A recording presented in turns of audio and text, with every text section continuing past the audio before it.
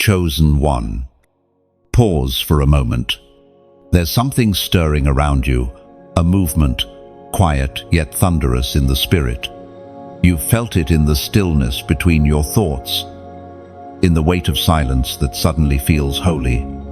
That is not coincidence. It is heaven preparing a gift that bears your name. But listen carefully.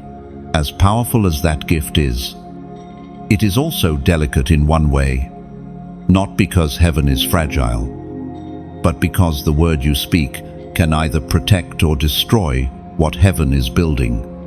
A single phrase, whispered in frustration, can undo what years of faith have been constructing in silence.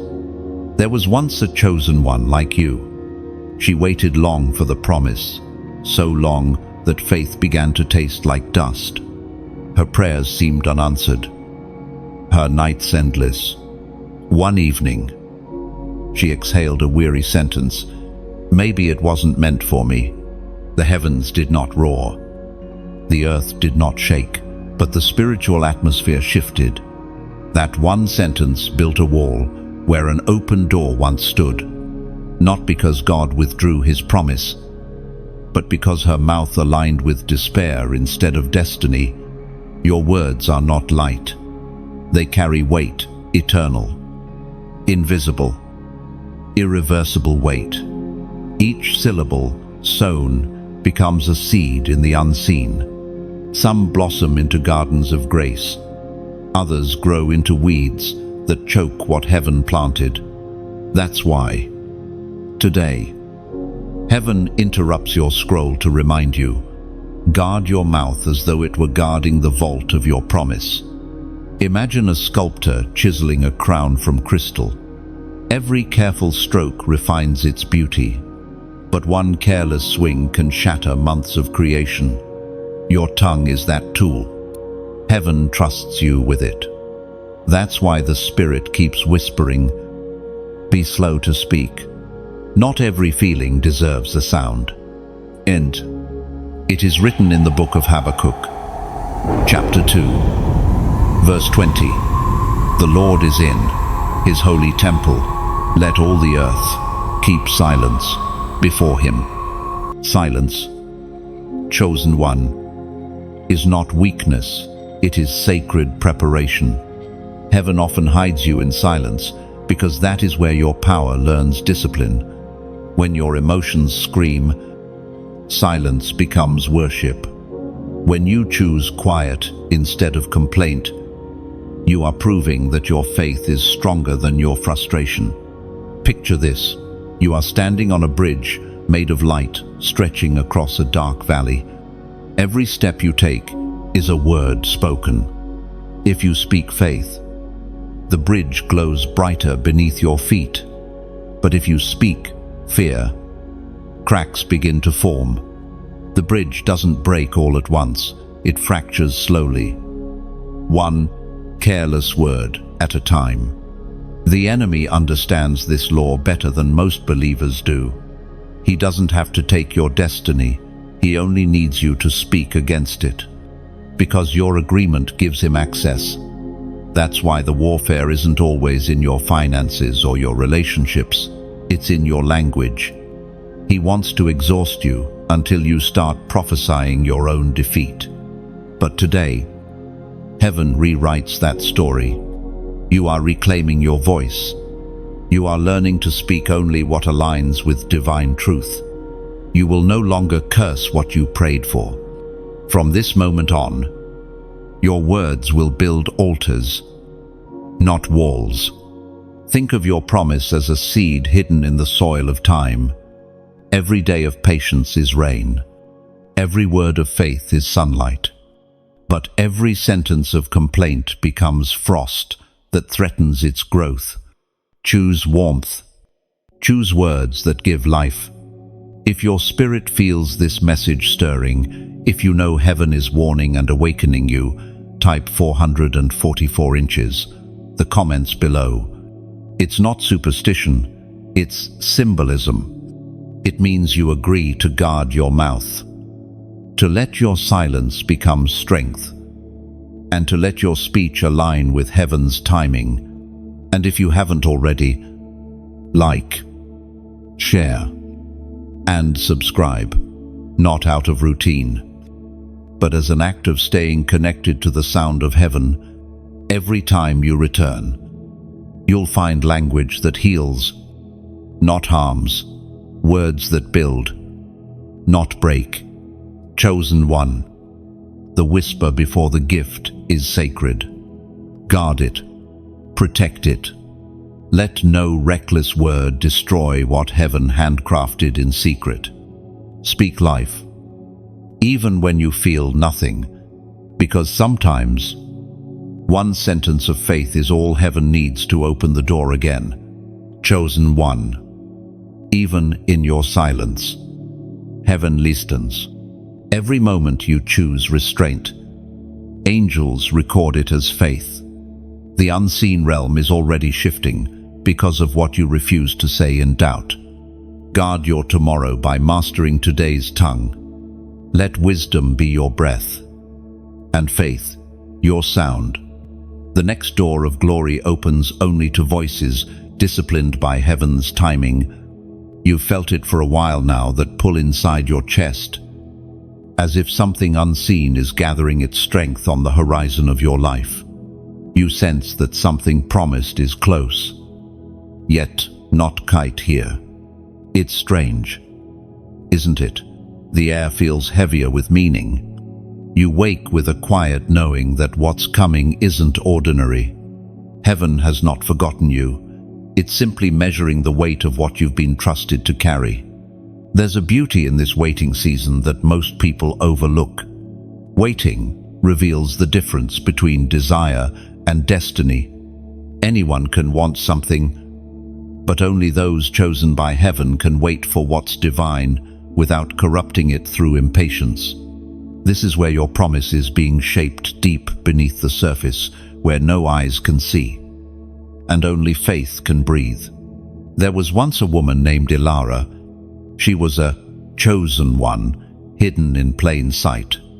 She believed God had told her she would one day be a voice of restoration, helping broken souls find healing.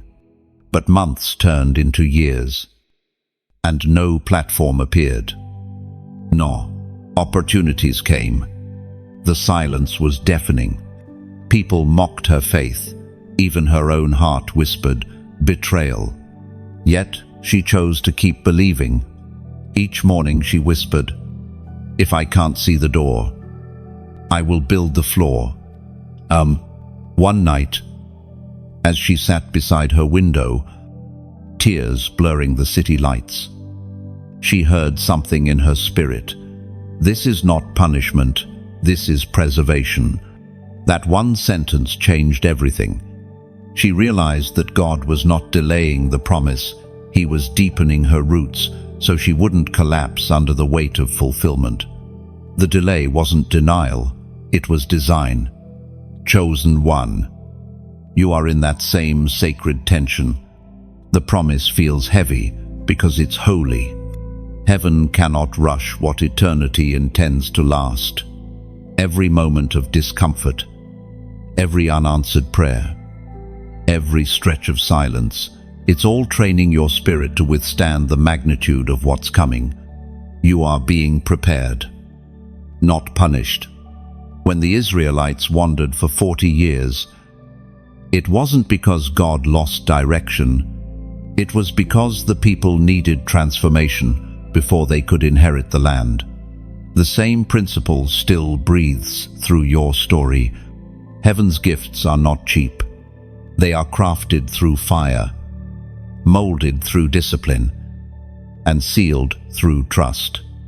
The Word of God reminds us in the book of James, chapter 1, verse 4, "Let perseverance finish its work, so that you may be mature and complete, not lacking anything."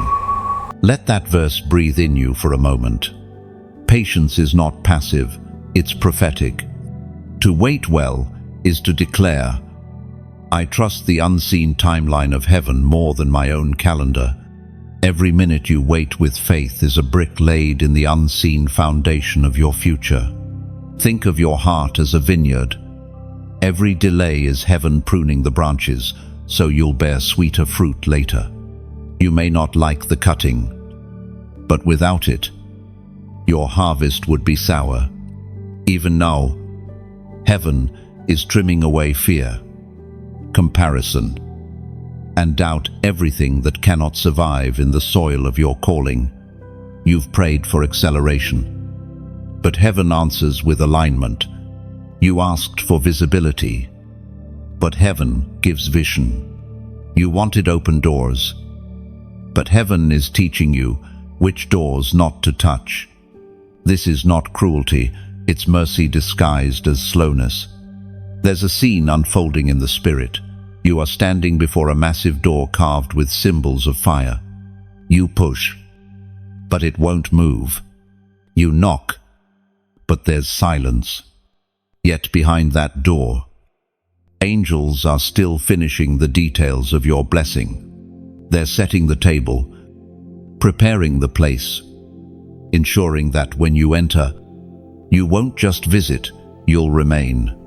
The promise that heaven has for you carries weight beyond emotion. It will affect generations after you. That's why the weight has felt so severe, because heaven is building something eternal through your endurance. You are not forgotten. You are being fortified. Chosen one. Don't despise the process.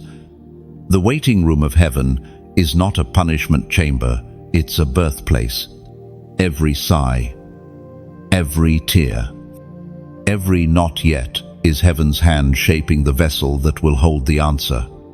And when the time comes, when the waiting finally breaks into fulfillment, you'll look back and realize that this season was the greatest gift of all, the gift of being made strong enough to carry what you once only prayed for. So stay steady, keep your spirit quiet. Let heaven finish the work. The promise is not late, it's maturing. Chosen one. Heaven's clock never runs slow, it runs deep. Every hidden second refines you for the moment of unveiling. When the door finally opens, you'll see why it had to wait. The battle raging around your life right now isn't about circumstance, it's about language. This war isn't being fought with swords or strategy, but with sentences. What leaves your mouth becomes a decree in the spirit, recorded, echoed, and executed by the realm you agree with. Heaven and darkness both wait for your sound, because your sound reveals your side. You've prayed for victory, yet complained in the same breath. You've declared faith on Sunday and confessed defeat by Wednesday. And though you don't mean harm, heaven cannot build upon contradiction. Each careless word becomes a fracture in the foundation of your promise. There was once a young man named Adriel who believed he was called to heal others. But every setback made him speak smaller. "I'm not enough," he said after each failure. "Maybe I heard wrong." What he didn't realize was that heaven had been testing not his ability, but his agreement. Each word of doubt became a stone blocking the very door meant for him. Months later, in prayer, he felt a piercing truth. Your tongue has been your heaviest chain. That day, he began speaking differently, not louder, just purer. Within weeks, opportunities began to find him. What had once been delayed started to move. The change didn't start in heaven, it started in his mouth. Chosen one. Your words are spiritual architecture. You build or break worlds every time you speak. If you knew the power of your voice, you'd never waste a sentence. The word of God isn't metaphor when it says your tongue holds both death and life. It's a mirror reflecting how creation itself responds to sound. According to what is revealed in the book of Hosea, chapter 10, Verse 12. Sow righteousness for yourselves, reap the fruit of unfailing love, and break up your unplowed ground, for it is time to seek the Lord until he comes and showers his righteousness on you. Oh, every spoken word tills the soil of your destiny. Righteous speech invites rain, bitter speech dries the ground. Even silence, when chosen in wisdom, becomes worship because it refuses to partner with destruction. Picture your words as arrows made of light. Each one leaves your lips and travels into the unseen. Some pierce through darkness to clear a path for angels. Others, words of anger, self-pity, despair fall to the ground. Dull and useless, forming barriers instead of breakthroughs. You decide what kind you release. The enemy understands that he doesn't need to steal your blessing if he can shape your speech. If he can get you to prophesy your own defeat, his work is done. That's why his attacks often come as exhaustion, irritation, and disappointment. He wants your fatigue to talk before your faith can think. But not anymore. Today, heaven is taking your tongue back under divine authority. You are learning to speak with weight, not volume. You're stepping into maturity, the kind that doesn't need to shout to shift atmospheres. You might feel the Spirit tugging now, urging you to respond. If you sense that, don't overthink it. Just type, "My voice obeys," in the comments below. Those 3 words are more than affirmation. They are agreement. They mean, I surrender my sound to heaven. I will speak only what aligns with divine truth. My tongue will serve the light, not the lie. When you do this, something subtle begins to happen. Your language becomes cleaner. Complaints begin to taste wrong. Hope feels heavier in your mouth. You start speaking like someone who's already won because heaven has tuned your frequency back to faith. So guard your speech as a sacred instrument. Not every emotion deserves an echo. Some moments are meant to be met with silence, because silence can roar louder than words. Your power isn't in shouting at the storm, it's in declaring peace while the waves still rise. Because when your mouth aligns with heaven, the atmosphere obeys. You are learning, chosen one, that spiritual maturity is not proven by noise, but by mastery of sound. The stronger you grow, the quieter you become, because you finally understand that true power doesn't argue, it declares. Every time you choose to pause before you speak, heaven marks it as wisdom. Angels move when restraint wins over reaction. Your silence becomes a shield, deflecting words that could have wounded your promise. This is what it means to let your voice obey divine timing. So when the next storm rises, remember, not every thunder demands your echo. Sometimes, the holiest act is to whisper peace into the chaos and walk away knowing heaven heard you first. That's how victors sound. Every realm speaks a language, and the one you belong to. Heaven's realm operates through words wrapped in spirit. There is no neutral sound. Every syllable you release either builds light or deepens shadow. That's why heaven has been teaching you not only what to say, but how to say it. Because tone carries spirit, and spirit shapes reality. In the invisible world, words are not mere vibrations. They are commands with creative force. They move angels or stir demons, open doors or close them. It's a law written since creation, and God said, and it was so. Everything still responds to that same principle. Your speech is a continuation of that divine pattern. Think of it like this. You were made in the image of a speaking God. Silence is sacred. Yes, but when heaven prompts you to speak, silence becomes disobedience. The challenge is learning which voice is speaking through you. Sometimes frustration disguises itself as truth, and sometimes the spirit hides within a whisper that feels too gentle to matter. The wise learn to discern the difference. There was once a man named Josias, a craftsman known for his calmness. People came to him for counsel because he rarely spoke. But when he did, his words carried weight. One day, a young apprentice mocked him, accusing him of cowardice for staying silent during a village dispute. Josias only smiled and said, "When words burn instead of build, they're not from heaven." The following week, the apprentice's reckless speech sparked a conflict that divided families. Josias never said, "I told you so."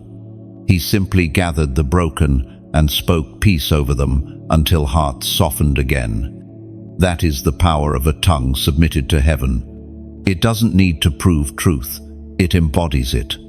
The moment your heart and mouth align with heaven's nature, your presence itself becomes a sermon. Without raising your voice, you shift atmospheres. Without arguments, you heal them. We are reminded through the writings of David in the book of Psalms, chapter 34, verse 13. Keep your tongue from evil and your lips from telling lies. Notice the phrasing, keep your tongue. It implies custody, as if your tongue were a child, needing supervision. That's how serious heaven is about speech. Discipline doesn't silence passion, it purifies it. The more disciplined your words, the sharper your authority becomes. Your speech is like a river. When it flows wild, it floods and destroys. But when guided by boundaries, it nourishes and sustains life. Heaven gives you boundaries not to limit you, but to channel your power into purpose. Each time you choose gentleness over retaliation, you are proving that you trust heaven more than emotion. It's easy to react. It takes divine strength to remain composed. You are learning the strength of calm, the warfare of stillness, the dignity of restraint. Sometimes, the Spirit will tell you to say nothing, not because there's nothing to say, but because heaven wants your silence to convict louder than your defense ever could. The righteous do not chase validation. They let time and truth reveal what words could not. In this season, heaven is refining the way you use language, not just your words toward others, but the words you speak to yourself. Internal speech is just as creative as external. What you whisper in your heart, "I'm not ready," "I'm not enough," "It's too late," becomes the atmosphere you live under. Heaven cannot agree with self-condemnation. It can only respond to faith. Imagine your inner dialogue as a seedbed. Every thought you repeat becomes a root. The ones fed by faith grow upward into fruit. The ones fed by fear twist downward into thorns. Guard your thoughts, because they eventually find their way into speech. You've been chosen to carry language that restores, not ruins. People around you are listening, even when you don't realize it. Your tone teaches them what heaven sounds like. Some will learn peace just by hearing you refuse to argue. Others will find healing in the way you speak, hope over your own scars. The world doesn't need louder voices, it needs truer ones. Every moment you open your mouth, you represent the kingdom that formed you. That's why heaven keeps polishing your speech, because you are being prepared to speak into rooms that darkness once owned. So let your words become medicine.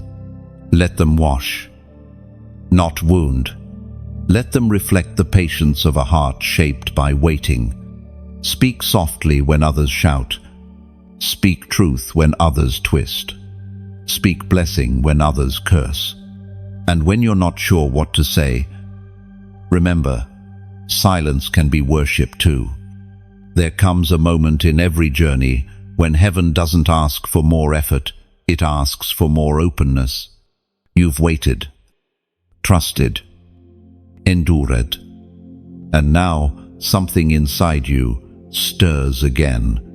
You can feel it like dawn, gently lifting the sky after a long night. That's not emotion. That's heaven's signal that the next movement begins. You were never chosen merely to receive light, but to reflect it.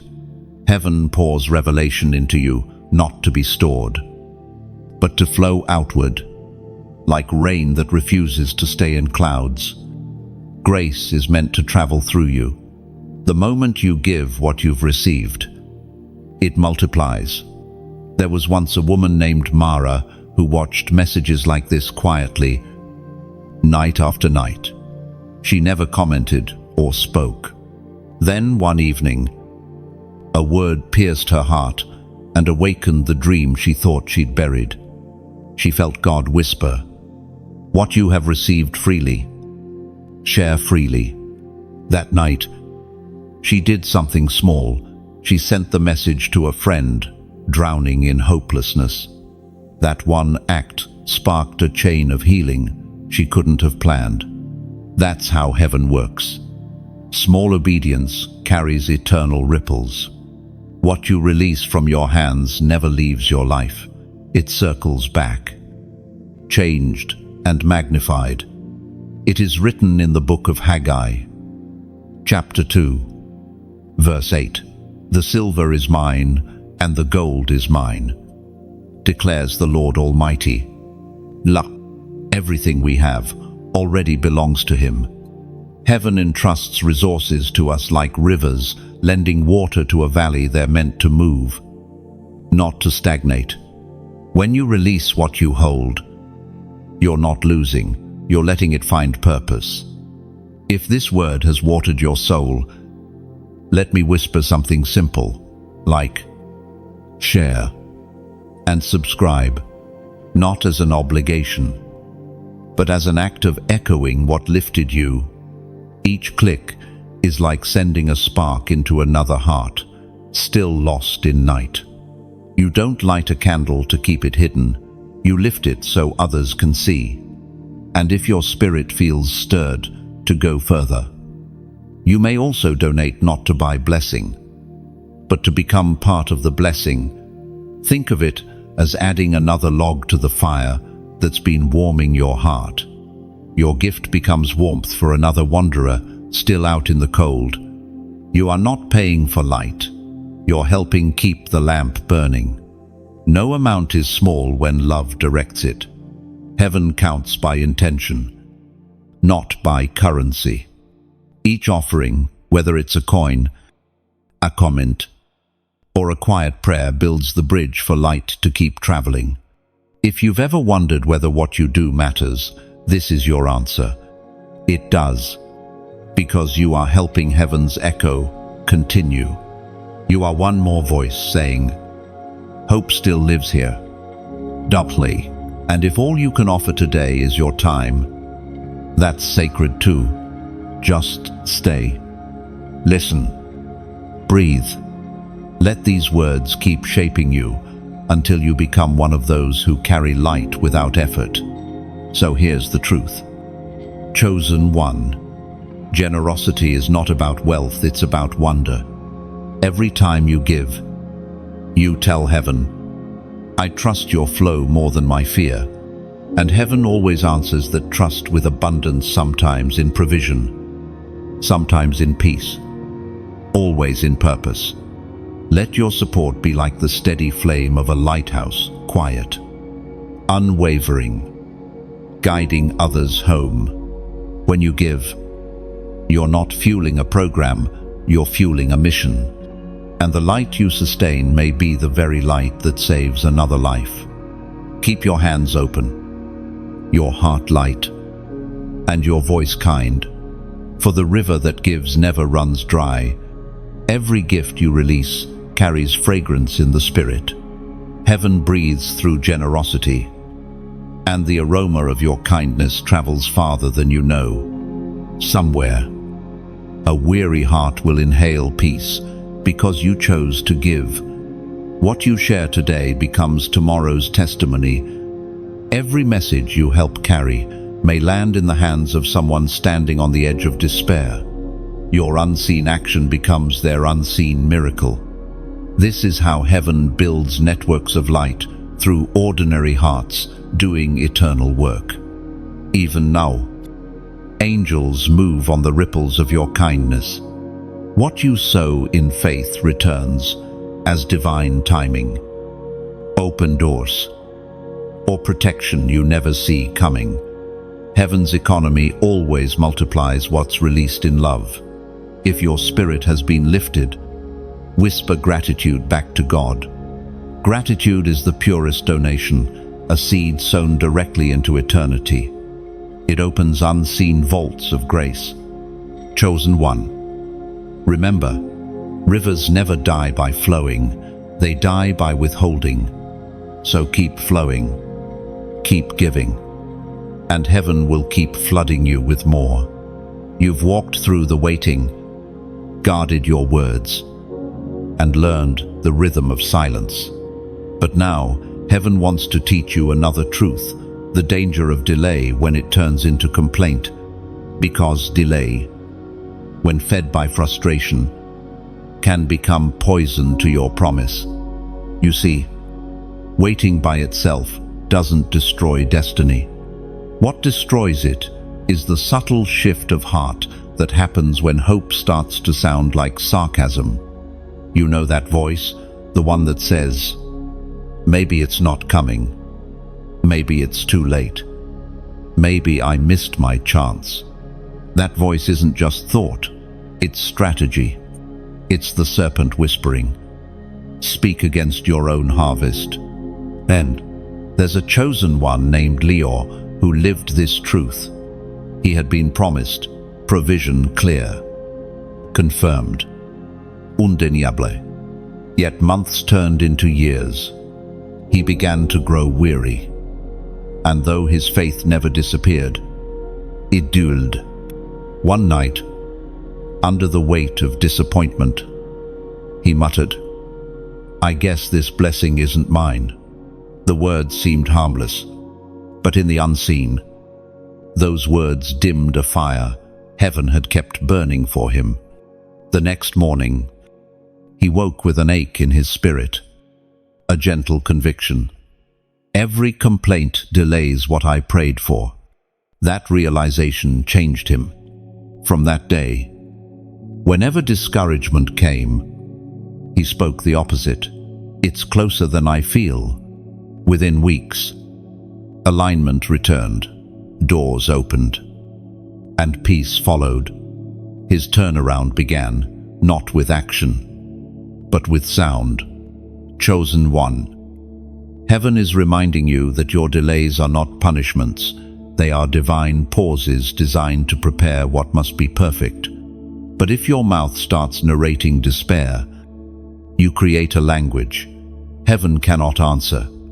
It's not that God stops listening, it's that your words begin to describe a reality He never designed.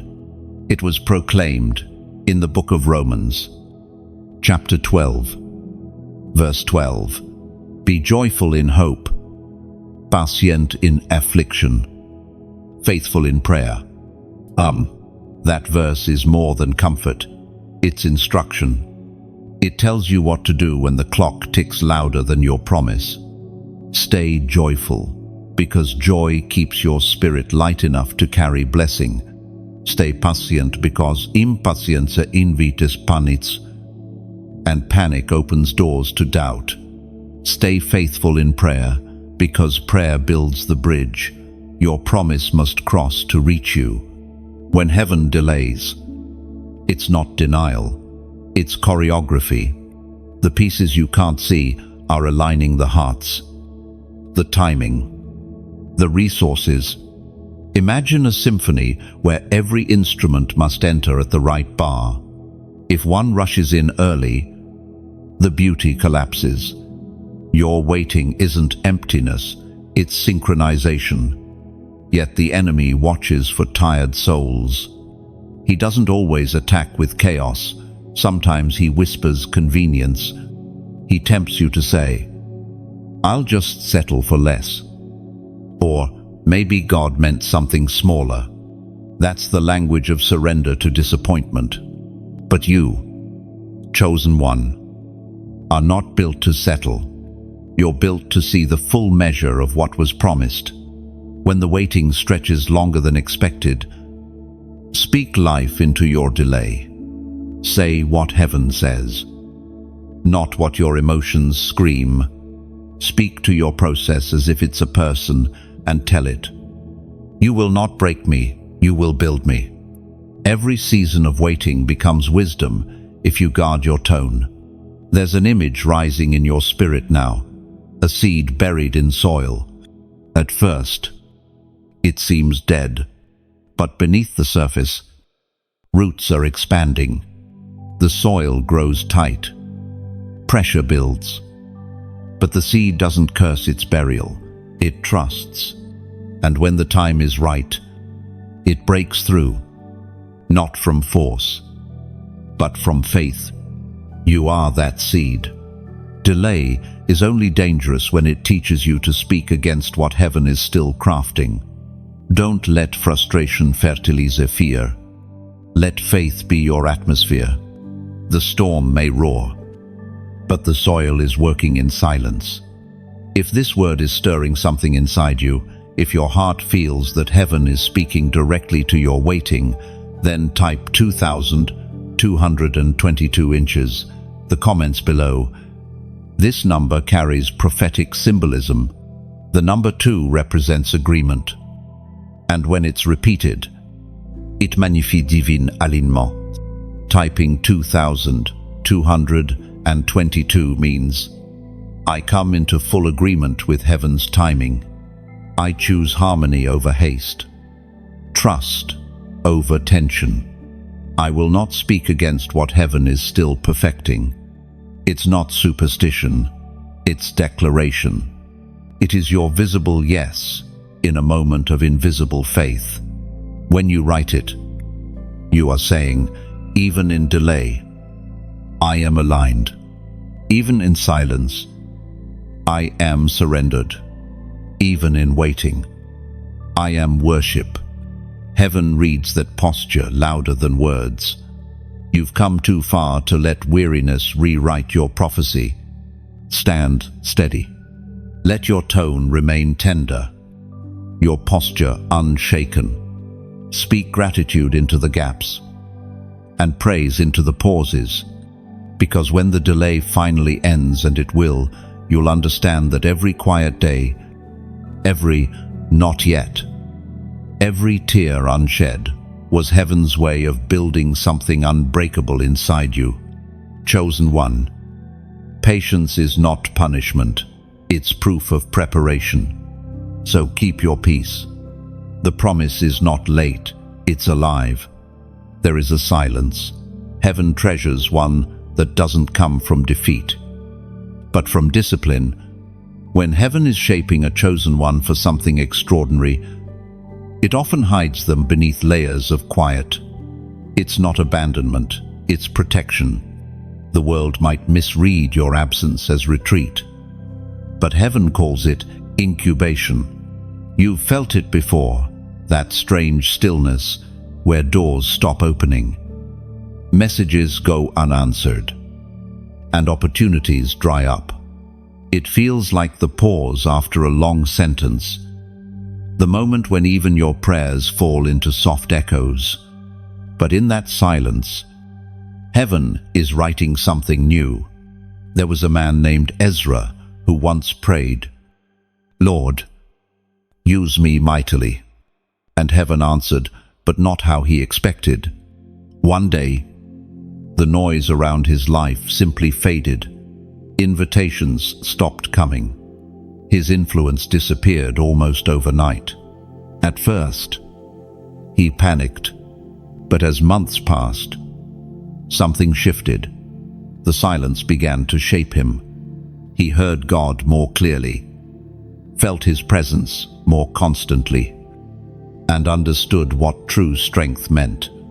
Ezra discovered what many never learn, that heaven's silence is not the absence of God's voice, it is the amplification of His whisper. When everything else grows quiet, the smallest truth becomes thunder. Chosen one. This is the season where heaven teaches you to be still enough to carry revelation without leaking it. When God hides you, He's not punishing you. He's polishing you. He's shielding the treasure inside you from voices not ready to understand it. Even diamonds spend ages unseen before they reflect light. According to what is revealed in the book of Isaiah, chapter 30, verse 15, "In quietness and in trust shall be your strength." End quote. Silence is not weakness, it's a weapon. Few understand. It disarms those who expect reaction. It protects your energy from arguments that don't deserve it. And most of all, it allows heaven to fight for you while you rest. There's a difference between being silenced and being hidden. Being silenced means someone has taken your voice. Being hidden means heaven is protecting your timing. Some seasons demand you speak less, so your words will carry more weight when they return. Think of an arrow. Before it flies, it must first be pulled backward into darkness. The tension feels cruel, but it's necessary, because only in that pull does the arrow gain the power to reach its mark. That's what's happening to you now. The pullback is not rejection, it's preparation. Many people crave visibility, but they are not yet stable enough to handle the spotlight. Heaven hides them until their character matches their calling. And that's why the hidden season feels lonely. Not because you're forgotten, but because heaven has separated you for refinement. Hiddenness doesn't mean stagnation. It means growth in disguise. Trees don't make noise while growing roots. You're gaining strength beneath the soil of solitude. Every day, you stay consistent. You grow deeper. Every moment you choose patience over panic. Your foundation widens. Some of your greatest breakthroughs will come not from striving, but from surrendering. There's a sacred strength in doing nothing except staying faithful. The world celebrates movement, but heaven honors stillness.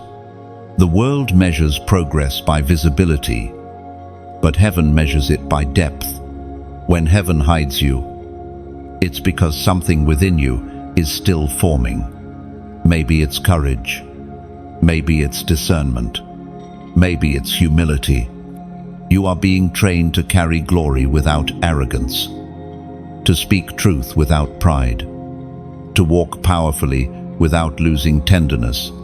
Don't despise this quiet stretch of time. Let it refine your focus, your habits, your heart. Let the silence teach you to listen again. Every hidden day is a conversation between you and heaven, one the world doesn't deserve to overhear. Soon, the silence will shift. The same God who concealed you will unveil you, but not prematurely.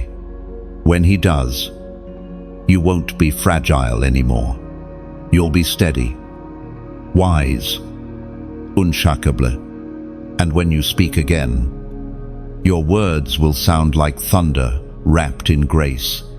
Until then, rest in the mystery of being unseen. The hands that hid you are still writing your story. The quiet is not empty, it's pregnant with purpose. And when the moment comes for heaven to reveal you, even the silence will applaud. Chosen one, do not rush the unveiling. Even the dawn waits for the perfect angle before breaking the horizon. You are not late, you are ripening. Every unseen moment is heaven pressing gold into your soul. When the silence finally ends, You won't need to announce your arrival. The atmosphere itself will testify that heaven has released you. Wait quietly now. The world is about to hear the sound of your becoming. Words once spoken do not vanish, they live on, echoing through both memory and spirit. The things you've said in pain, fear, or doubt do not simply disappear. They linger like shadows waiting for light to dissolve them. But heaven, in its mercy, offers redemption even for sound.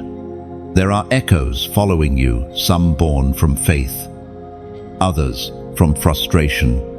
Heaven wants you to face them now, not in guilt, but in grace. Because redemption doesn't mean pretending you never spoke wrongly. It means choosing to speak differently now. The same mouth that released despair can now release deliverance. There was a woman named Sarah who once loved deeply but lost more than she could bear. In her grief, she cursed her own heart without realizing it. "I'll never feel whole again," she said. Those words became a prophecy that shaped her days. Even when blessings knocked, she couldn't feel them, because her confession had become a cage. Years later, when she learned to reverse those words to say, "I am being made whole again," the walls began to fall. That's what heaven is doing for you in this season. It's calling you to revisit the soundscape of your past, to recognize which words built altars and which ones built barriers. Nothing is beyond redemption when light enters the echo. The apostle reminds us in his letter to the Corinthians, chapter 5, verse 17, "If anyone is in Christ, he is a new creation. The old has gone, the new has come." No, this means even your language can be reborn. The words that once betrayed your promise can now become the bricks that build your new foundation. Heaven doesn't erase your history, it transforms it. Every regret becomes a teacher. Every careless word, a reminder of your new restraint. There's something powerful about repentance spoken aloud, not as apology alone, but as agreement with truth. When you confess what you once declared in error, heaven hears not shame, but courage. To say, "I was wrong," is not weakness, it's warfare. It's reclaiming territory that your old words once surrendered. Chosen one. This is your cleansing season, the washing of your vocabulary.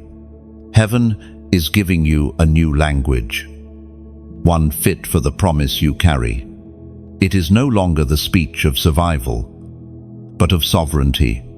You will stop saying, "I'm trying," and start saying, "I'm becoming."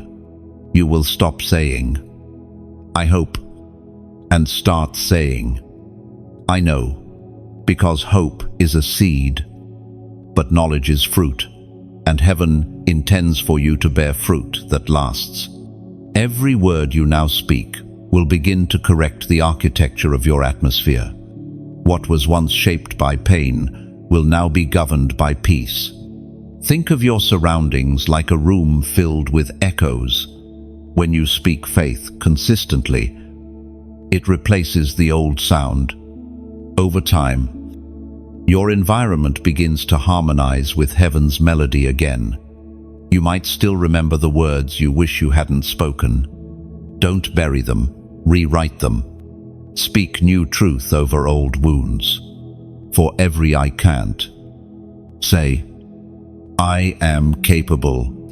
For every "I'm broken," say, "I am being rebuilt." For every "I'm forgotten," say, "I am chosen." Each declaration becomes a key turning in the locks you once sealed. This process takes humility, but humility is holy ground. Heaven bends close when you speak from honesty. There is no healing in denial, there is healing in truth. Even the angels pause, When a chosen one replaces bitterness with blessing, it is the sound of creation in motion again. There's an image heaven wants you to see, a cathedral filled with cracked bells. Each bell represents a word once used wrongly. They hang silent, ashamed. But when light enters, the cracks shimmer instead of shame. As you begin to speak faith again, those bells ring in harmony, producing a song the world has never heard. That is your story. The echoes of your old language are not your end. They're becoming instruments of testimony. Every sound redeemed becomes a note in heaven's symphony through you. So let this be your quiet mission, to clean the air around you with truth. Every kind word, every whispered prayer, every phrase of faith sends ripples through time. Soon, the echoes of fear will fade entirely, and the atmosphere of your life will sound like restoration. And when that happens, you'll understand that your voice was never meant to remind you of pain. It was meant to remind the world of grace. When heaven redeems your sound, even your sighs become songs. Every breath you release carries light now, turning old wounds into melodies of mercy that never fade. Some words give life, others drain it. And right now, heaven wants to teach you how to discern the difference, because not every positive word builds, and not every negative word destroys. What matters is the spirit behind it. You can say the right thing with the wrong heart and still release poison. There is a fine line between prophecy and complaint, between honesty and hopelessness. Heaven's chosen must learn that distinction, for their words hold greater weight than they realize. You are not just speaking into air, you are shaping the unseen fabric of your future. Long ago, there was a prophet named Elior who carried the burden of both fire and mercy. One night, frustrated by years of rejection, he cried out, "Why speak, if they will not listen?" The heavens fell silent for days. Then, in a dream, a voice answered, "When your words stop reaching them, they start reaching me." Now, Elior woke, trembling. He realized that even when others ignored him, heaven never did. His task was not to measure outcomes, but to remain faithful to truth. From then on, he spoke only what the Spirit gave him, no bitterness, no agenda, no pride. And his words began to heal again. That's the call on your life too. You are not just meant to speak truth, you are meant to speak it purely, because purity gives your words permanence. It makes them land softly, yet cut deeply. Comfort while convicting. As written in the book of James, chapter 3, verse 10, "Out of the same mouth come praise and cursing." My brothers and sisters, this should not be. This is heaven's gentle correction. You can't bless your destiny and curse your neighbor with the same lips. You can't pray for peace while gossiping about another soul. The mouth must be one river fresh water only. You've noticed how your atmosphere reacts when you change your tone. Speak bitterness, and everything feels heavier. Speak blessing, and the air itself seems clearer. That's not imagination, it's spiritual law. The frequency of your voice sets the rhythm of your reality. So begin to filter your language, not through emotion, but through intention. Ask yourself, does this word carry light? Does it serve love? Does it sound like heaven? If not, let it be on your tongue before it can live in your world. Picture your speech as incense rising. Every sentence releases a fragrance. Some smells sweet, hope, kindness, forgiveness. Others, like resentment and jealousy. Pollute the very air you breathe. The wise learn to speak as priests, carefully, consciously, knowing every word is worship or waste. You have that authority to bring order where there was chaos, peace where there was pressure through nothing but your voice. Every chosen one carries this gift. That's why darkness doesn't fear your silence. It fears your sound redeemed. But there's another layer. You must also learn when not to speak.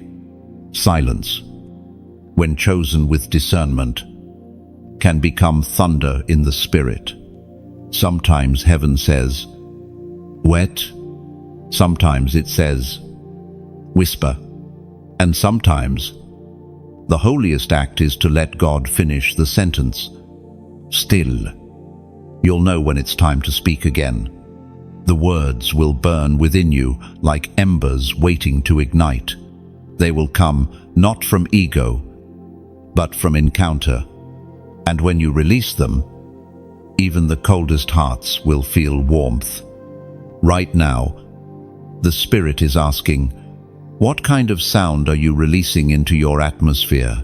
Are your words nurturing your promise or narrating your pain? If this word stirs something inside you, type "speak with grace" in the comments below. It's not a phrase, it's a decision. Those 3 words mean, I choose to be intentional with my language. I choose to release only what builds, what heals, what reflects heaven's tone. Every time you say it, you remind the unseen world that you are a vessel of peace, not a weapon of noise. Your mouth is not just flesh and sound, it's a gate of glory. Guard it like treasure, because from this moment on, every sentence you speak has the potential to shift eternity. Every time you release a word soaked in grace, heaven records it as worship. It is not the volume of your speech that moves God, it's the purity behind it. Every gentle tone becomes an act of faith. When you choose silence over sarcasm, blessing over bitterness, heaven sees it as maturity. You are proving that your heart has been refined enough to carry authority without arrogance. That is how kings and queens are trained, through restraint. So, from this day, let every word you speak become a seed of healing. Your vocabulary is your vineyard. Tend it carefully, and your harvest will taste like peace. There's a stirring in the air around you again, gentle, patient, unmistakable. You can feel heaven rebuilding something invisible yet real. Your voice, your faith, your foundation. Every lesson, every pause, every tear has shaped this new chapter. And now heaven whispers, use what you've learned to lift others. Oh, because revelation is never meant to stop with you. It's like water alive only when it flows. When it moves through you, it purifies. When it stops, it stagnates. The same is true for wisdom, compassion, and faith. Heaven trusts you now not just to carry its message, but to circulate it. There was a man named Jonah, not the one swallowed by the fish, but a modern one. He used to scroll through messages like this, searching for hope.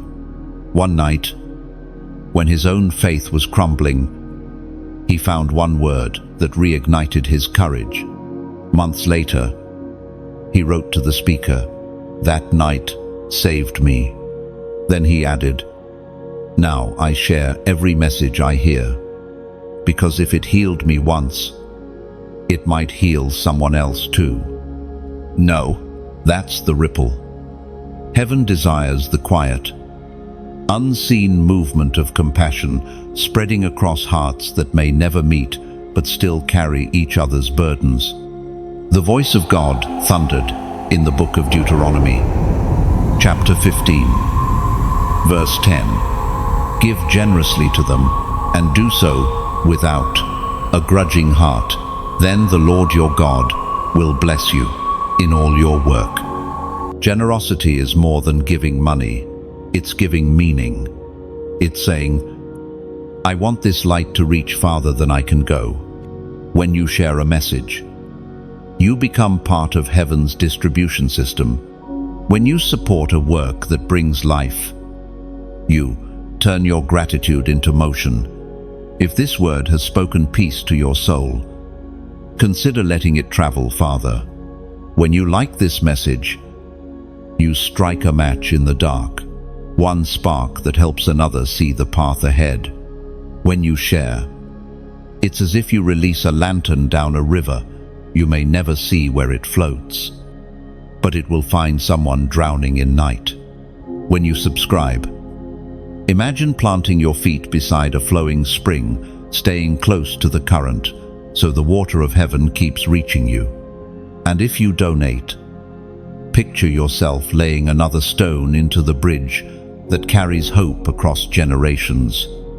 You are not paying for light, you are extending its lifespan. Heaven doesn't weigh the size of your giving, it treasures the sincerity of it. Even a mustard seed of generosity becomes a tree under which weary hearts can rest. And if today you can offer only your time and presence, let that be your gift. Sometimes, listening fully is the most sacred offering of all. Chosen one. Generosity is not about wealth, it's about willingness. The river does not flow because it owns the water, it flows because it refuses to hold it. The same is true for you. So, let your support, whether through like, share, subscribe, or donate, become a form of worship, not payment. But partnership, not duty, but devotion. Because when you give in any form, you are joining heaven's movement. You are saying, I believe light should keep traveling. And the world doesn't change because of one loud miracle, it changes because of countless quiet ones. And one of them begins right now, through your willingness to keep the flame alive. When you give light permission to keep moving, you become part of heaven's heartbeat. Every gesture, small or great, sends a pulse through eternity. The sound of your generosity echoes longer than applause ever could. Heaven measures it not in numbers, but in love. Chosen one. Your act of support, whether a whisper of kindness or a seed sown, becomes music in the Spirit's hands. What you release returns, multiplied, carrying blessings you didn't even know you needed. Rivers never lose water by flowing, they gain freshness with every turn. So, let your giving, your sharing, your quiet, yes, become an altar built from gratitude. Each offering you release becomes another doorway where heaven can step into human stories and rewrite despair into destiny. You are part of that rewrite now. And when night feels long again, remember this moment. Somewhere, your spark will still be burning in another's darkness, guiding them forward. That's what true generosity is: light, refusing to die out, moving endlessly from heart to heart. Heaven smiles upon such giving, for it mirrors its own nature, endless, unforced, radiant. You have become a living flame in the great chain of light. Keep burning, keep flowing, keep giving, and watch how miracles quietly follow your trail. Faith has a sound, and you're beginning to recognize it. The quiet confidence that no longer trembles when circumstances change. This is the stage where heaven tests not your belief in miracles, but your consistency after them. It's easy to have faith when something new begins, but divine maturity is proven in what you do after the first glow fades. Every promise has 3 seasons: revelation, waiting, and refinement. Revelation excites you, waiting tests you, refinement transforms you. And right now, heaven is refining you, not to break you, but to strengthen your capacity for what's next. Think of gold. Before it shines, it must endure fire. Not once, but over and over, until every impurity melts away. The gold never complains, it only yields, because it knows that the flame doesn't come to destroy it, comes to reveal what's real. You are that gold, chosen one. Every test, every tear, every delay has been heaven's fire, refining your worth. There was a woman named Lyra whose life carried extraordinary favor, but after a great success, she fell into confusion. Why is heaven silent now? She asked. Doors she once opened easily now resisted her touch. She tried to push harder, to force movement, to chase the feeling of God's nearness, but nothing changed. Finally, exhausted, she surrendered. In that stillness, heaven whispered, "I was never gone. I was teaching you to stand in my silence." That was her turning point. She realized the fire wasn't punishment. It was promotion disguised as pressure. Heaven doesn't remove the flame when you're chosen. It makes you fireproof. We find in the book of Hebrews, chapter 12, verse 11, "No discipline seems pleasant at the time, but painful. Later on, however, it produces a harvest of righteousness and peace for those who have been trained by it." End quote. This is not the fire of wrath, it's the fire of refinement. The very heat you're feeling is forming the kind of strength that can hold glory without collapsing. Heaven never wastes pain. What once broke you will soon bow before you. You may feel alone in the refining, but you're not. Heaven watches every spark, measures every tear, records every moment of endurance. Not one second of struggle is overlooked. Every time you refuse bitterness, every time you choose stillness over chaos, you forge armor around your faith. Picture a blacksmith shaping a blade. The hammer strikes again and again, not to destroy the metal, but to make it sharper, truer, stronger. That's what heaven is doing to you. Each hit, each hardship, forming you into a weapon of light.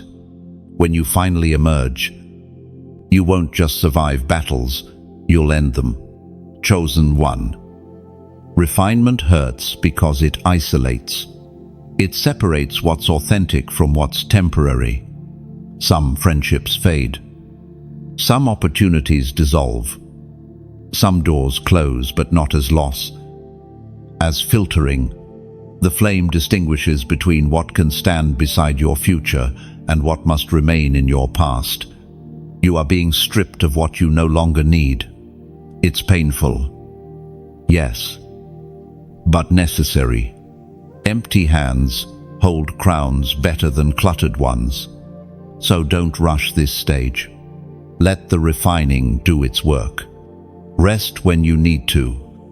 Cry if you must. But don't curse the flame, because hidden within it is the very proof that heaven trusts you with something weighty. There's a sacred beauty in those who walk through fire and still choose kindness. Their words carry gravity. Their presence carries calm. You can feel the weight of heaven in them because they no longer need to prove anything. They've been through enough to know who they are. That's where you're headed. The version of you that emerges from this will not be fragile or fearful. You'll be steady, radiant, and anchored. You'll stop chasing signs because you'll become one. Every furnace season ends eventually. When it does, you won't look like you went through fire. You'll look like fire itself, pure, untouchable, refined. So take a deep breath and trust the heat. Heaven is not testing to see if you'll break. It's teaching you that you won't. You've already survived too much to doubt your resilience now. And when you finally walk out of this refining, you'll understand. The flame that once frightened you was actually forming you for greatness. The heat was not against you. It was for you. Chosen one. Every spark that touched you has rewritten your essence. You carry the fragrance of endurance now, the quiet strength that no storm can extinguish. Heaven's fire didn't scar you, it sculpted you into brilliance. Walk forward, glowing with the light of your refining. Wherever you step, the atmosphere will shift. Because those who've walked through flame carry authority that cannot be faked. You are living proof that fire can purify without consuming. You've been through silence, through waiting, through fire, and now heaven begins to whisper, restoration. The air feels different. The heaviness that once surrounded you is thinning. Something sacred is awakening in your spirit again. It's not just relief, it's recognition. You're remembering who you are. Heaven has not only protected you, it has prepared you. Every loss was pruning. Every delay was discipline. Every fire was formation. Now comes the unveiling, the part where your obedience begins to bloom. The same ground that once felt barren will soon break open with promise. This is not the moment to shrink back in fear. It's the moment to align your speech with heaven's rhythm again. Because the next miracle doesn't begin in your circumstance, it begins in your mouth. There was a man named Caleb who spent years believing for restoration after betrayal. He had lost his career, his circle, his confidence. For a time, he lived in quiet survival. But one night, while reading the Psalms, he felt a clear stirring. Your season of surviving is over. Speak as if you've already recovered. That night, he began to speak words he didn't feel yet. I am restored. I am rising. I am ready. At first, nothing changed. But soon, opportunities began to return. First, small, then greater.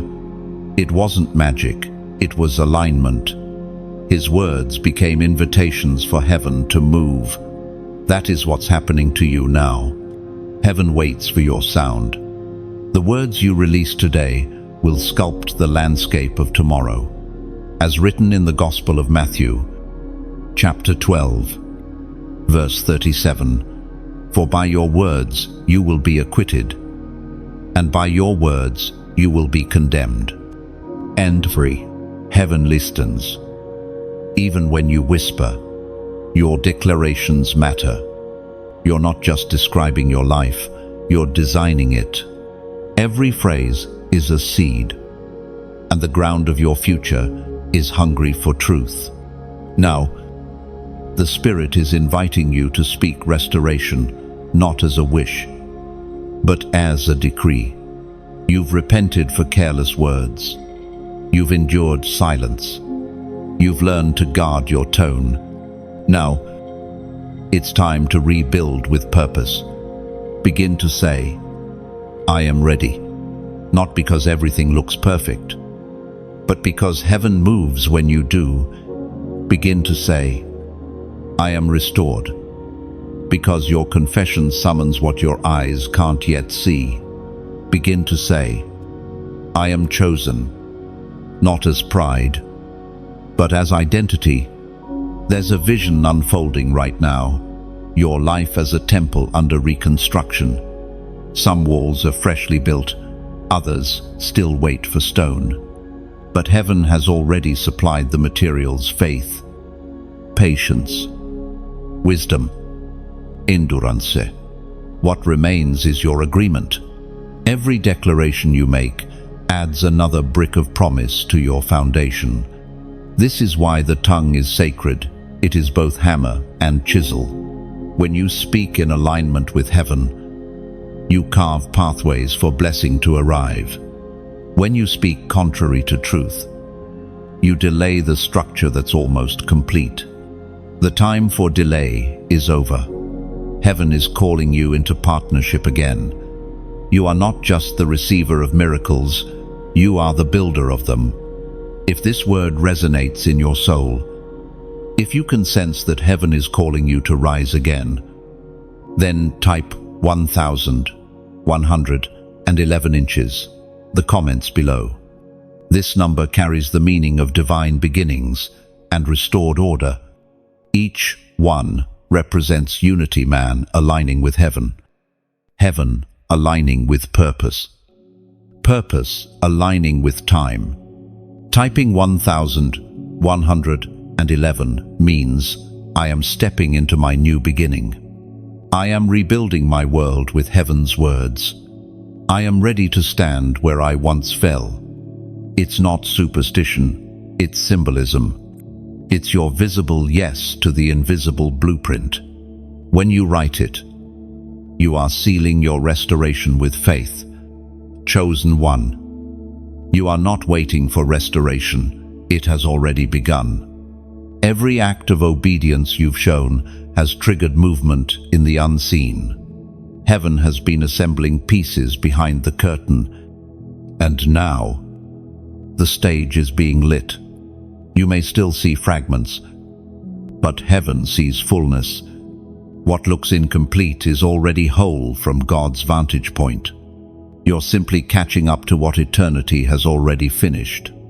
So speak life again. Speak abundance where there was lack, peace where there was panic, faith where there was fatigue. The words you form today will frame your future, and as you speak, don't just expect healing, expect wholeness. Because heaven doesn't restore you to where you were, it restores you beyond it. You won't just recover, you'll rebuild stronger. Wise, unshakable. Every moment of pain you've endured will soon become proof of purpose.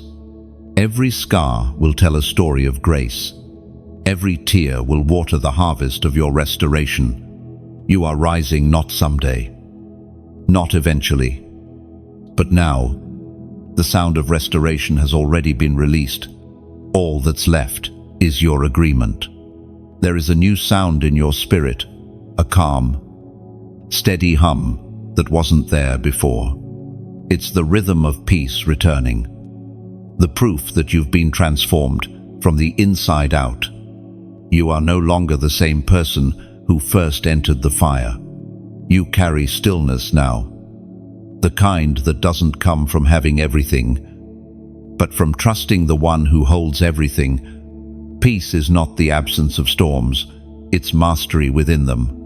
The winds may still blow, but they no longer shake your foundation.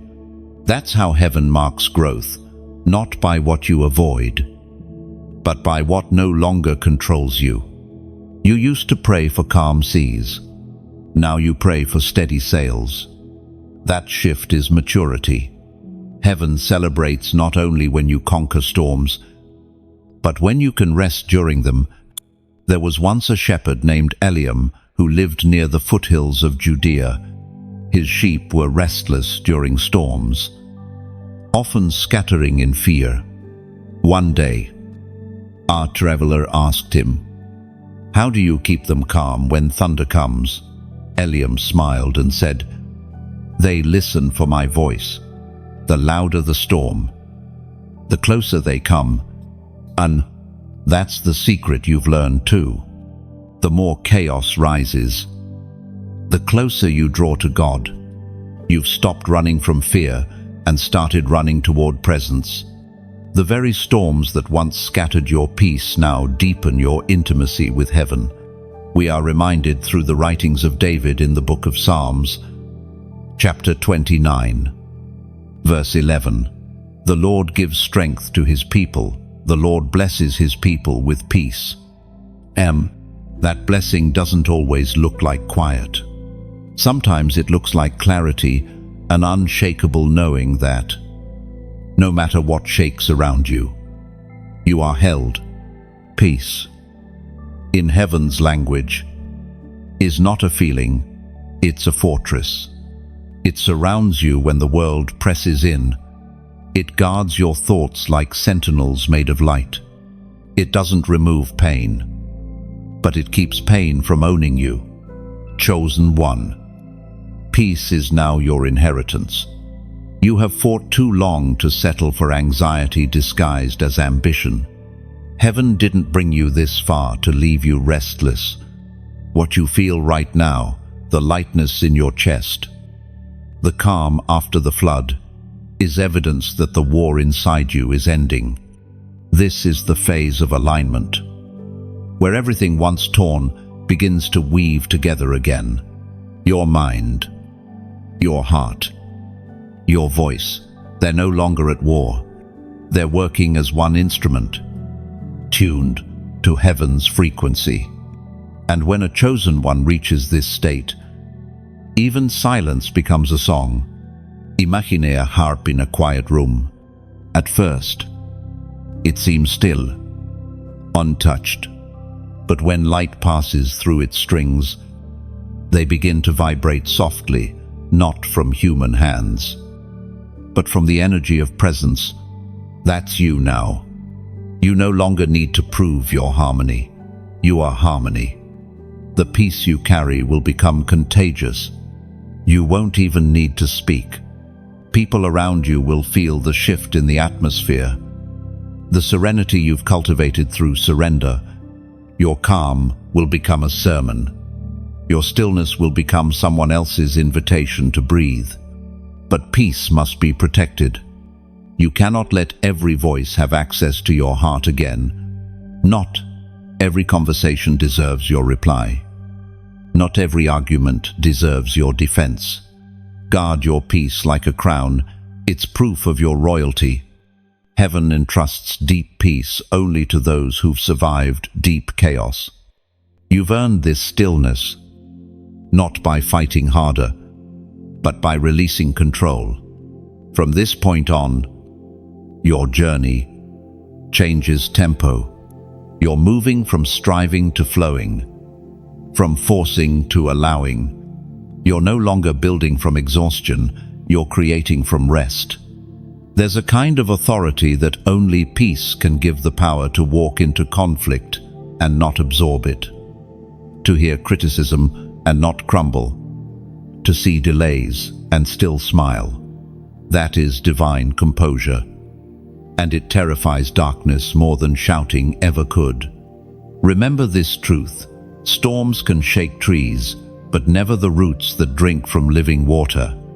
You've become one of those trees, rooted, watered, steady. Even if the landscape shifts again, you'll bend but never break. So, breathe deeply. The air around you has changed.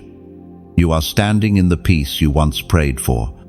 This is not temporary, it's transformation. You're not returning to who you were.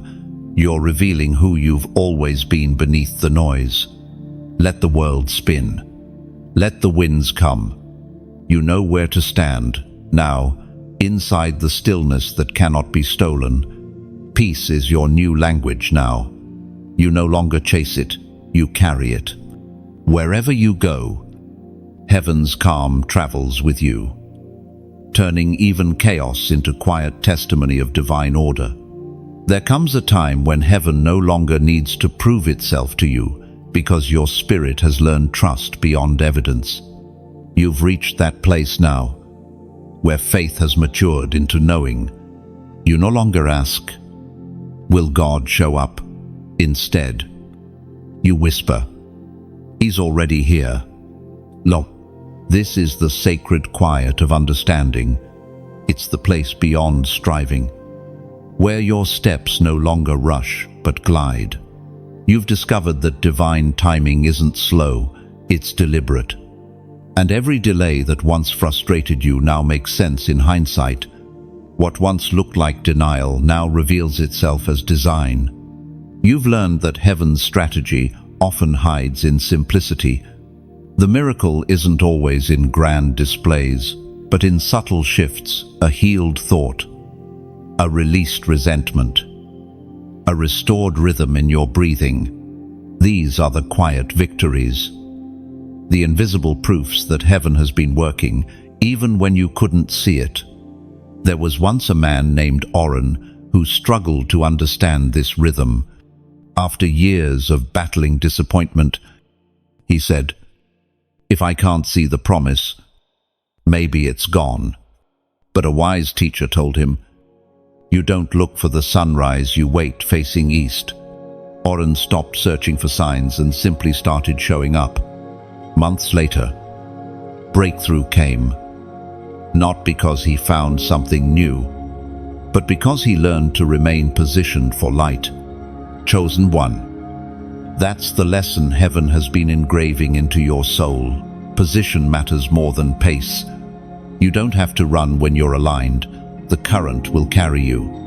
According to what is revealed in the book of Joshua, chapter 1, verse 9, "Be strong and courageous. Do not be afraid. Do not be discouraged. For the Lord your God will be with you wherever you go." That verse no longer sounds like reassurance. It sounds like recognition. You've lived it.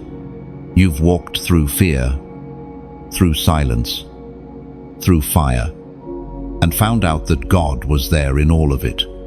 That truth now anchors you deeper than doubt ever could. This is the stage of divine composure, where heaven no longer tests your faith, it trains your leadership. You've become someone others will look to, not because you shout the loudest, but because you stand the calmest. True authority is never frantic. It flows quietly, like rivers shaping stone over time. There's an image unfolding around you now, a vast field after a storm. The sky is clear. The air carries the scent of renewal, and the ground glistens with the memory of rain. That's what your life looks like to heaven, evidence of endurance, shimmering proof that the storm accomplished its purpose. In this new peace, don't rush to rebuild what was lost. Some things are meant to remain in the past because they served their season. Heaven isn't restoring you to what was, it's revealing what's next. The horizon ahead is different, brighter, broader. You're not returning, you're rising. You'll notice that even your desires have changed. What once thrilled you now feels small. What once consumed you now feels irrelevant. That's not loss, it's refinement of appetite. Heaven has matured your hunger. You no longer crave attention, you crave impact. You no longer seek noise, you seek meaning. When people meet you now, they won't always recognize you. That's because transformation doesn't always make you louder. Sometimes it makes you lighter. You'll move with quiet certainty, speaking less but saying more. Heaven is teaching you to lead by presence, not persuasion. Your peace will preach louder than any sermon. Your consistency will convert more hearts than your arguments ever could. Because people don't follow noise, they follow peace that survived the storm. This is the beauty of completion. You've crossed from believing to becoming. You've stopped trying to convince heaven of your worth and started living as proof of it. Chosen one. Your journey hasn't made you perfect, but it has made you true. The cracks in your story now shine with grace. The same areas that once caused pain now emit wisdom. You've become both testimony and teacher without even trying. So stand tall, not in pride, but in quiet confidence. The promise has not passed you by. It's been waiting for you to mature enough to hold it. And now, finally, you are ready. You are entering a season where peace will not just protect you, it will promote you. Doors will open, not because you knock harder, but because your presence carries the sound of heaven's timing. And when they do, walk through them gently. Carry your calm like a crown. Speak softly. Act wisely. Love deeply. Because heaven is no longer preparing you, it's positioning you.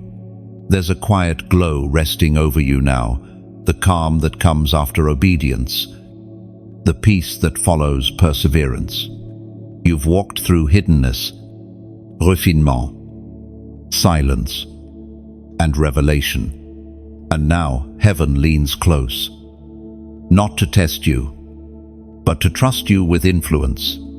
This is where your voice becomes light for others still wandering in night.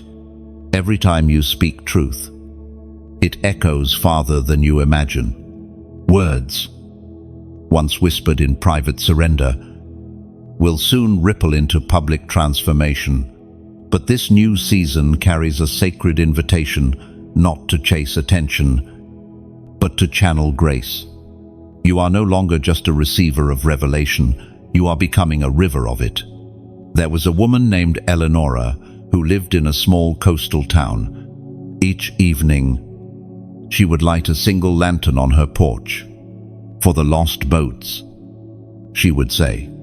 Some nights no ships came, but she kept lighting it anyway. One stormy night, a sailor knocked on her door, soaked and trembling. "Your light," he whispered, "guided me home. You, chosen one, are that lantern now. Your story, your endurance, your voice, it all carries the same glow. And somewhere out there, someone is searching for it." As written in the Gospel of John, chapter 1, verse 5, "The light shines in the darkness, and the darkness has not overcome it." That verse is no longer just promise, it's portrait. It's what your life looks like from heaven's view. The light within you was never meant to stay contained. It was meant to be passed on, multiplied, and mirrored. If these words have met you in a deep place, let them keep moving. When you like this message, imagine it as placing another candle in the window, a signal for someone else searching in the storm. When you share, think of it as releasing a paper lantern into the night sky, each one carrying prayer disguised as flame. When you comment, your words become petals floating downstream, gentle signs that this river of truth still flows. And if you choose to subscribe, picture yourself walking beside this river, staying close to its sound, so the next wave of revelation finds you easily. You are not signing up for content, you are staying near the current.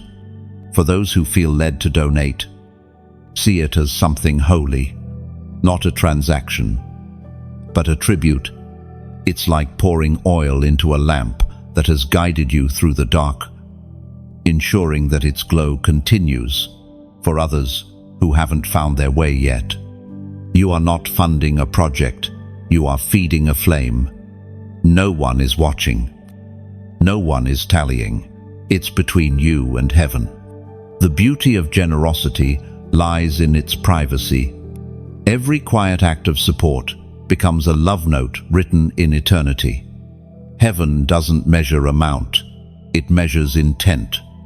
Even the smallest gesture, a click, a whisper, a seed reverberates beyond the screen.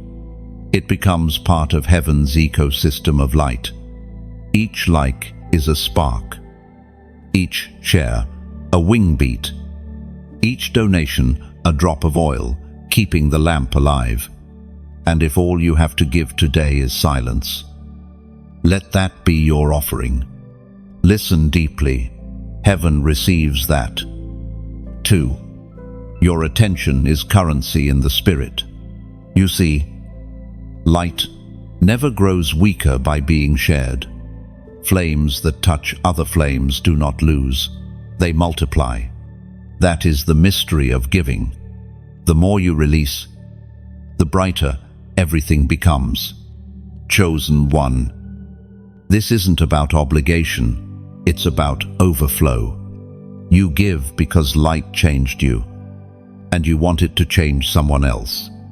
You share because hope found you, and you refuse to keep it to yourself.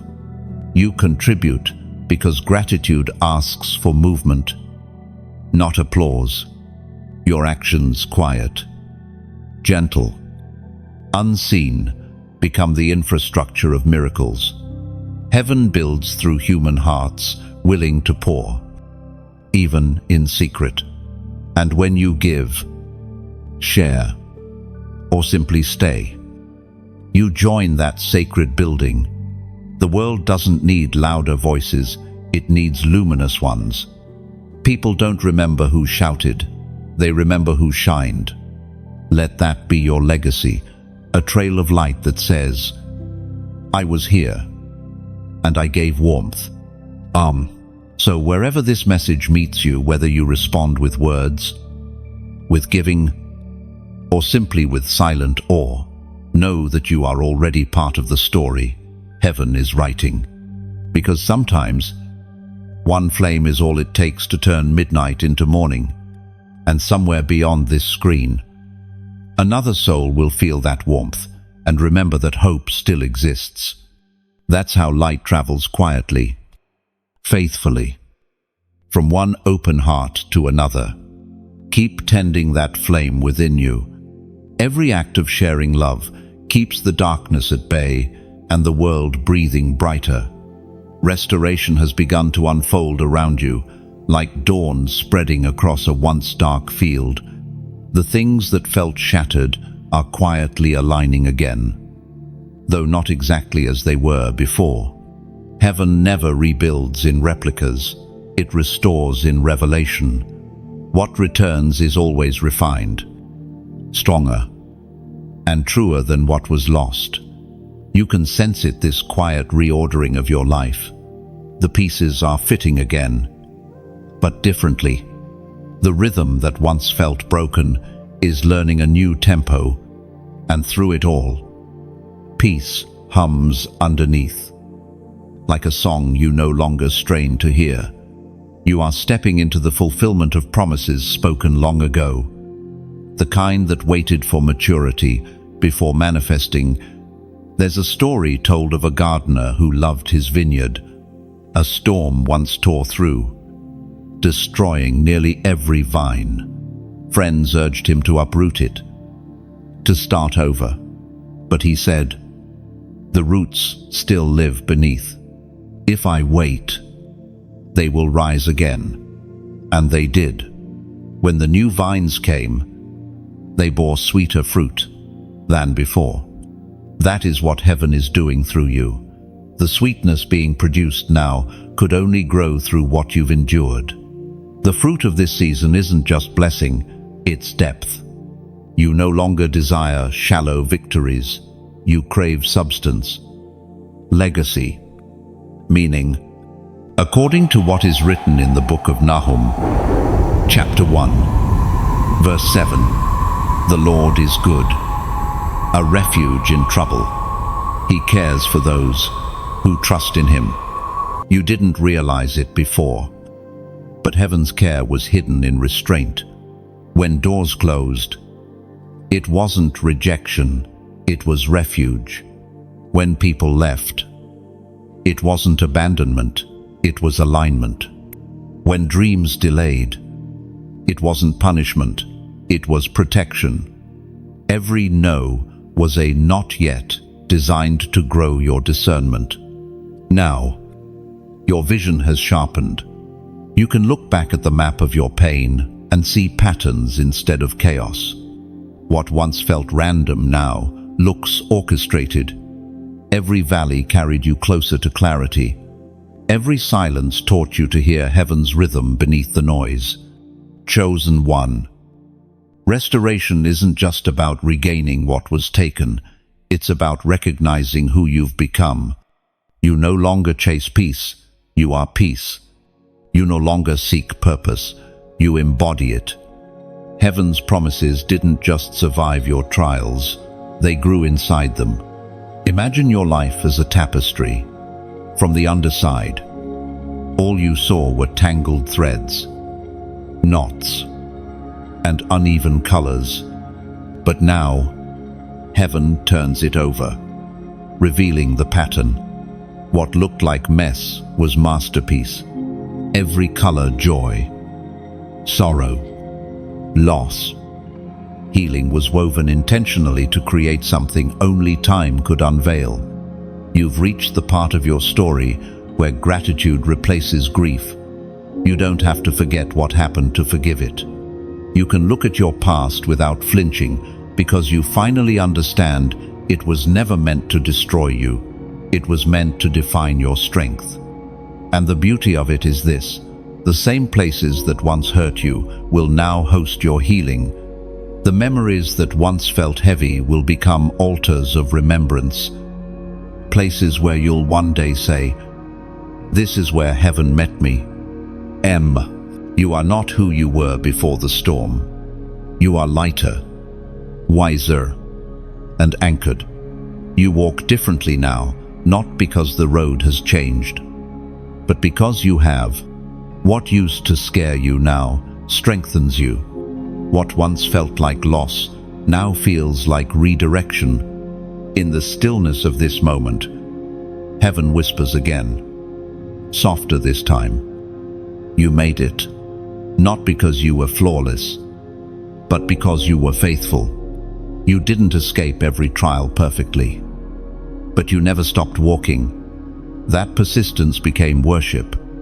The season ahead will not demand the same fight from you. It will reward the one you've already fought. The struggle refined your discernment. The waiting refined your worship. The fire refined your faith. Everything that once broke you has now built you into someone unshakable.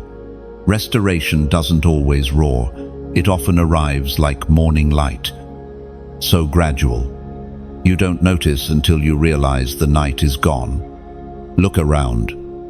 Chosen one. The shadows are shorter. The air feels gentler. The path ahead glows faintly with promise.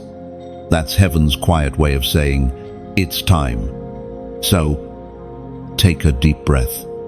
You are standing in the harvest of your endurance.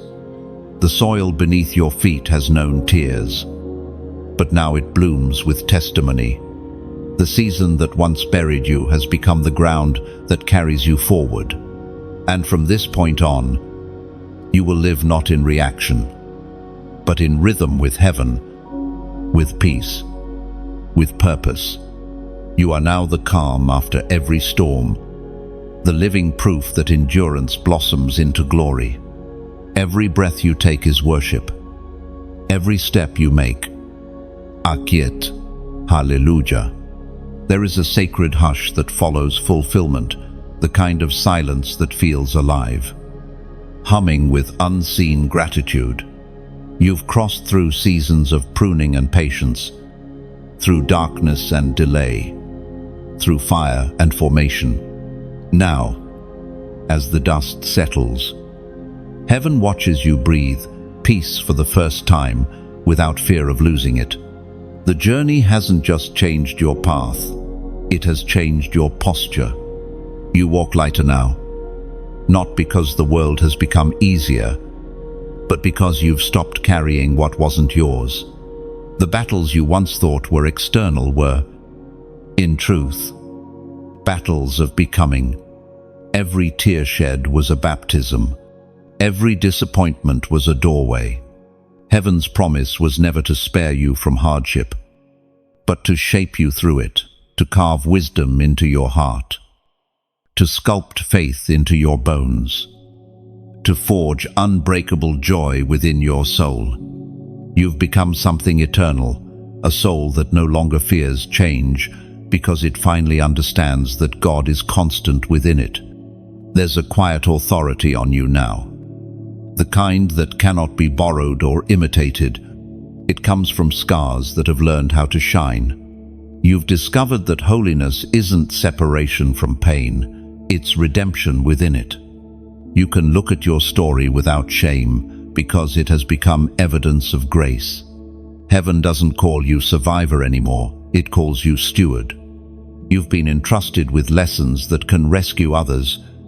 The compassion you carry isn't soft weakness, it's divine strength refined through empathy. You see differently now. You no longer ask, "Why me?" but "Who can I help because of this?" The Apostle Paul wrote in his letter to the Philippians, chapter 1, verse 6, "He who began a good work in you will carry it on to completion until the day of Christ Jesus." Ends 1. Completion. Such a quiet word, yet so vast. It doesn't mean everything around you is perfect. It means everything within you is aligned. You are no longer waiting for external validation to confirm internal peace. Heaven has already stamped you as complete in its eyes. Chosen one. Your faith has matured beyond moments. It has become movement. You no longer chase signs because your life has become one.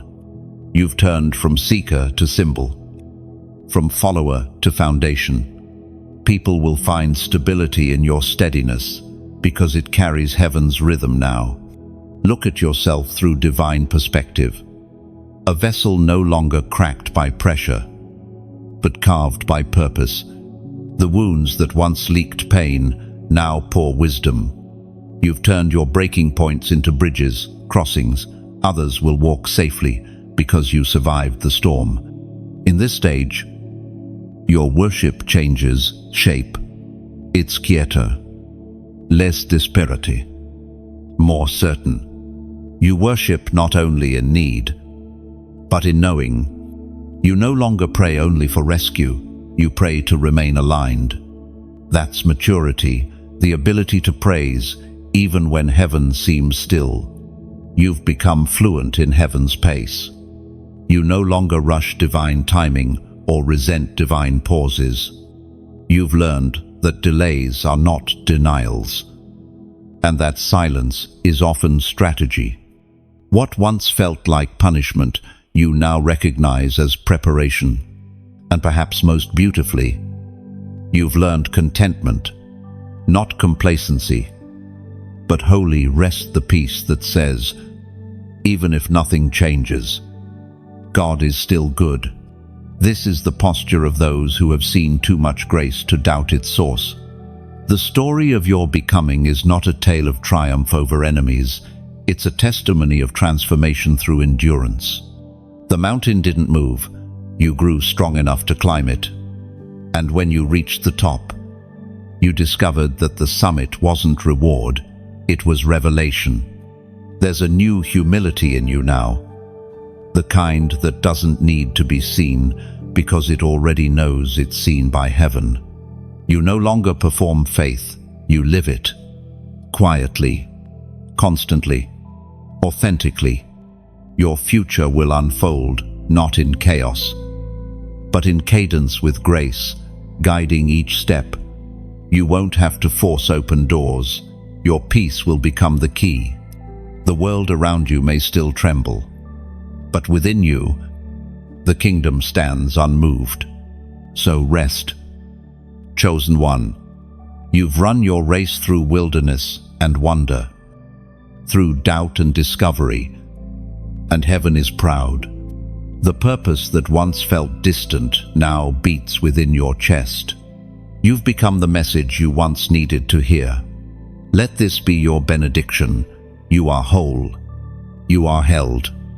You are home. You are no longer searching for where you belong. The belonging lives within you now.